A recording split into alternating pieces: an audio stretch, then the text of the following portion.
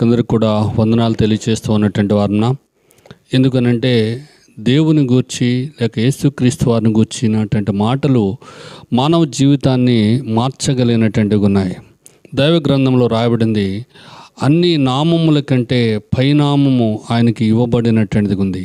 యేసుక్రీస్తు వారు అనే పదము వినబడిన తక్షణమే మనకు రకరకాలైనటువంటి ఆలోచనలు మనకు రావచ్చు. ఒకవేళ మన యొక్క అభిప్రాయాలు మనకు ఉండొచ్చు, కానీ మన అభిప్రాయాలు మన యొక్క స్వాధీనంలో ఉంటాయి.